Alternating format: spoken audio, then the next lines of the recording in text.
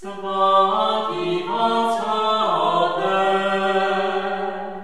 vlevo do české země, kněže náš, proslavy Boha svatého ducha Kyrie.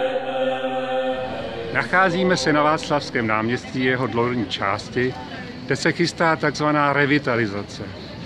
Součástí tohoto bohulibého záměru je ovšem také vykopání 2 ramp do podzemních garáží, které budou tady v bloku za mnou.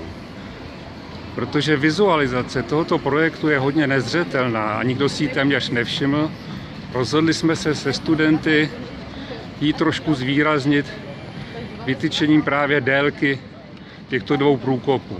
Jeden z nich pro vjezd bude asi dlouhý 21 metrů, široký 3 až 5 metrů. Pak části, kde budou auta podjíždět ulici do vnitrobloku, bude díra vidět jenom z boku a pak zase nastane díra další.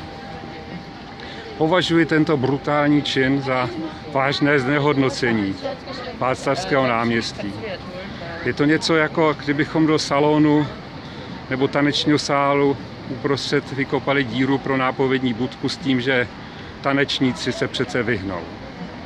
Kvality veřejného prostoru spočívají nejen v těch domech, které jsou kolem, ale také v kvalitě prostoru samotného, v té podlaze.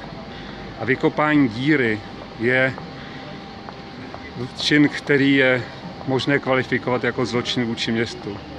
Stromy se změní, lavičky se změní, třeba i ta průčelí se změní, ale díra ta zůstane jako trvalá jizva uprostřed veřejného prostoru.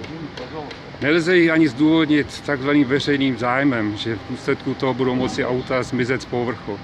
Vždyť tady přímo na náměstí je parkoviště podzemí, kde z 60 míst je 15 neobsazených a to též platí i pro velkokapacitní parkingy v bezprostředním dosahu tohoto místa.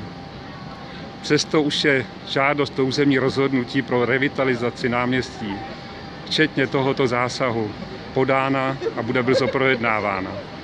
Snažíme se tomu zabránit.